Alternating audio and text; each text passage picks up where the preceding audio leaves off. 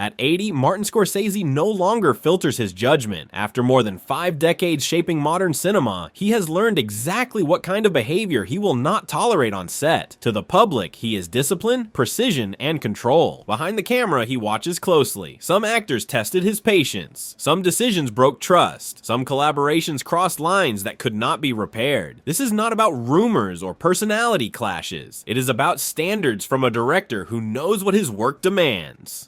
We are counting down the actors Scorsese chose not to work with again and why. Each name reveals a different failure. The final one exposes a limit even his closest collaborators reached. Number 6. Dustin Hoffman, The Door He Closed. To the public, Taxi Driver is inseparable from Robert De Niro. To Martin Scorsese, that outcome began with a rejection that shaped his understanding of trust. In the early 1970s, before the film became a landmark, Scorsese offered the role of Travis Bickle to Dustin Hoffman. Hoffman later recalled the meeting clearly. He walked away thinking Scorsese was crazy. There was no finished script. Hoffman had not seen Scorsese's earlier work and had little context for his intensity. Scorsese spoke quickly and passionately about late-night New York, isolation, and a man unraveling at the edges of society. Hoffman later quoted his own reaction. "What is he talking about? I thought the guy was crazy." It was not said with humor. It was an honest response to a director who was still unproven and unwilling to present certainty. That single meeting was enough for Hoffman to step away. He was not comfortable committing to a project without a completed script or a clearly defined structure. For him, the pitch felt unfinished. Years later, he admitted the decision was one he regretted. The film became one of the defining works of American cinema, and he watched it succeed without him. From Scorsese's perspective, the moment mattered. He was a young director driven by ideas more than polish. He spoke as someone who believed discovery happened in motion, not on the page. Hoffman, already established and methodical, wanted clarity before commitment. The difference was not about ability, it was about approach. Taxi Driver moved forward without Hoffman. De Niro stepped into the role and delivered the performance that defined both the film and his collaboration with Scorsese. Hoffman continued his career elsewhere, but the missed opportunity followed him as a point of reflection. One choice altered how audiences imagined both actors' paths. Hoffman did not doubt the role. He doubted the method. For Scorsese, that hesitation marked a line. If a collaborator could not step into uncertainty, the partnership could not begin. Turning down a role is one thing. Wanting the film but refusing the part is another. That distinction leads directly to the next name. Number 5, Harrison Ford, the part he wanted. To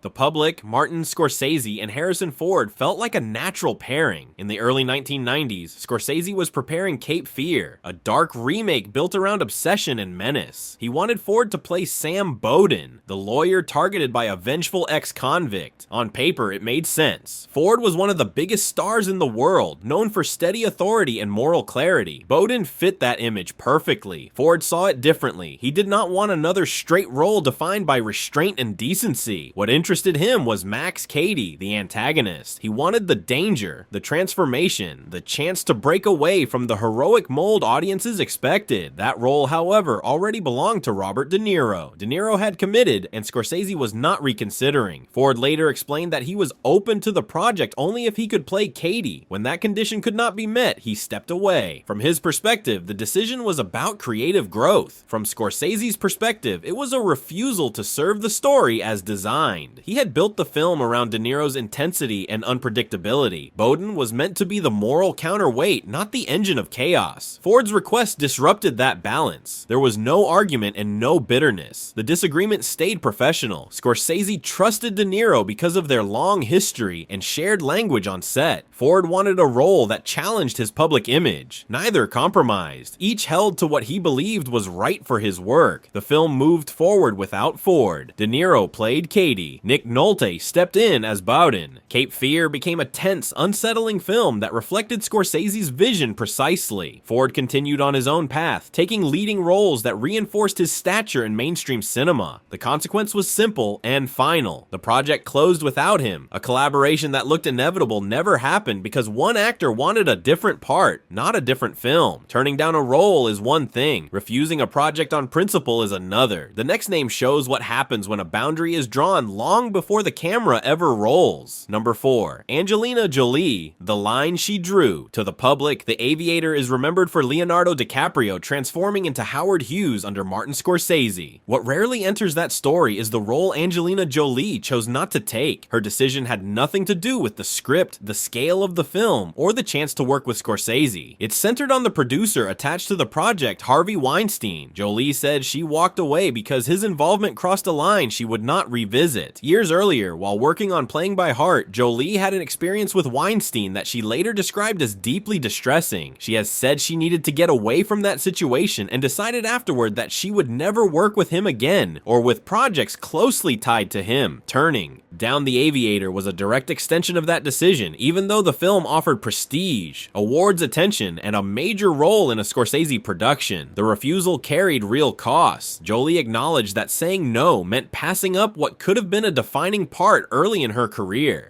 Many actors would have weighed the opportunity differently. A Scorsese epic with a rising lead and global attention is the kind of project few decline. Jolie did. For her, the memory of that earlier experience outweighed any professional upside. The choice affected more than her resume. She later said it was emotionally difficult when her then husband Brad Pitt chose to work with Weinstein on other films. Those decisions led to arguments that went beyond career strategy. They were about respect, boundaries, and what it meant to stand by a choice once it had been made. From Scorsese's side, the situation was indirect but decisive. The project moved forward without Jolie. The film succeeded. The casting worked as planned, but the collaboration never happened because one actor refused to separate the work from the people behind it. Jolie did not reject the film. She rejected the condition attached to it. That boundary closed the door before cameras ever rolled. Ethics can end a collaboration before it begins. Personality and energy can strain one once it is underway. The next name shows how tension can grow on set when styles collide. Number 3. Don Rickles, the Roaring Roaster. To the public, Martin Scorsese and Don Rickles sounded like an unlikely but entertaining mix. A meticulous director and a comic famous for insults. On Casino, that contrast became part of the atmosphere on set. Rickles was not another character actor. He was a performer whose career was built on provocation, confrontation, and refusing to soften his voice. Scorsese cast Rickles as Billy Sherbert, the head of security for Robert De Niro's Sam Rothstein. Rickles knew Las Vegas well from years of performing there. He understood the personalities, the egos, and the pace. The shoot itself was demanding. Long overnight hours inside a working casino created fatigue and frustration. Waiting stretched on. Control slipped. That environment exposed differences quickly. Rickles did not absorb irritation quietly. During one late night, after hours of delays, he reached a breaking point. He shouted toward the crew, telling them they did not have to take orders from Scorsese. The comment was direct and public. Scorsese later recalled the moment himself during a Casino anniversary screening. It was not framed as a joke. It was a challenge born from exhaustion and impatience. Scorsese's reaction was measured. He laughed it off and acknowledged how brutal the schedule had been. Still, the moment mattered. It marked a boundary being crossed on a set that depended on precision and hierarchy. Rickles spoke the way he always had. Scorsese ran his sets with structure and control. Those approaches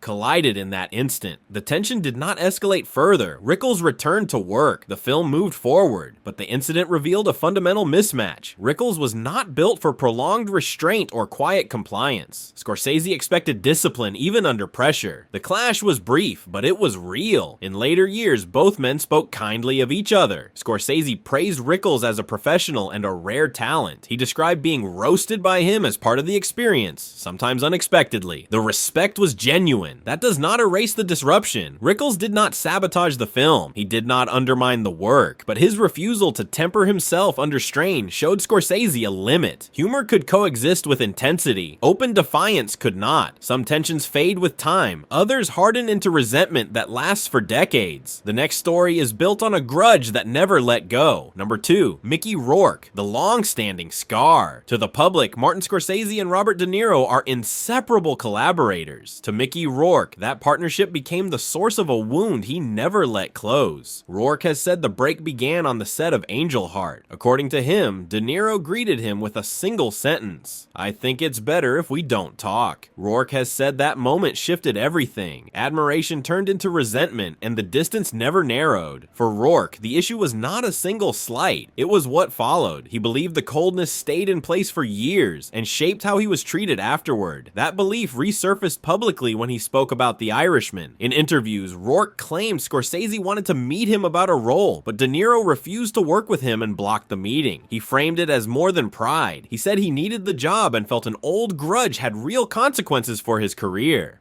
The response from the production was immediate and firm. Producers Jane Rosenthal and Emma Tillinger-Koskoff, along with casting director Ellen Lewis, stated that Rourke was never considered and never discussed for the film. De Niro's representative echoed that position. Major outlets reported the denial. The story split cleanly in two. Rourke said he was pushed out. The filmmakers said he was never in. That contradiction is why the conflict continues to surface. Rourke did not temper his reaction. Over the years, he used harsh language in interviews and online, calling De Niro a crybaby and threatening to embarrass him publicly. Those comments reinforced the image of a grievance held too long and expressed too loudly. Whether his account of The Irishman is accurate or not, the way he pursued it kept the dispute alive. From Scorsese's perspective, the situation became unworkable. Casting requires trust, discretion, and stability. Public accusations and unresolved anger make collaboration risky. The result was silence rather than reconciliation. The consequence was clear. De Niro continued his long partnership with Scorsese. Rourke remained outside that circle, carrying a resentment that shaped how the story is remembered. One moment on a set turned into decades of friction. Some conflicts harden with time, others appear in the work itself, take after take, line after line. The final name shows how tension can emerge even during the making of a masterpiece. Number 1, Leonardo DiCaprio, The Flow of Words. To the public, Killers of the Flower Moon looked like another seamless collaboration between Martin Scorsese and Leonardo DiCaprio. Behind the scenes, it became a test of patience and control. DiCaprio worked through constant improvisation. Scorsese later described it as endless, and recalled moments when he and Robert De Niro would exchange a look and quietly agree that a scene did not need more dialogue. That small admission escaped the room and turned into headlines. DiCaprio's process has always been verbal. He searches by speaking, adding lines, shifting emphasis, and circling a scene until it feels real. Scorsese's approach is different. He trusts silence, framing, and restraint to carry meaning. Where DiCaprio expanded moments, Scorsese aimed to contain them. The conflict was not about ego. It was about control of rhythm and tone. The friction showed up in subtle ways. A raised eyebrow from the director, a quiet note between takes. Scenes stopped because a line had changed the balance Scorsese wanted. Crew members described it as steady pressure rather than open confrontation. The tabloids framed it as a feud because tension sells better than process. Rumors followed. Stories circulated that DiCaprio would never work with Scorsese or De Niro again, that he felt sidelined or dismissed. Those claims never matched reality. Scorsese's irritation stayed professional. He was guiding performers with opposite instincts and refusing to let one method overpower the film. For Scorsese, the line was clear. Exploration was welcome. Endless revision was not. A scene still needed to land where the director intended. DiCaprio adjusted. The film moved forward. The work held. The consequence was not a break. It was a boundary. Even a trusted collaborator can push too far when method threatens momentum. On this set, Scorsese made it clear that vision comes first, no matter how famous the voice delivering the lines.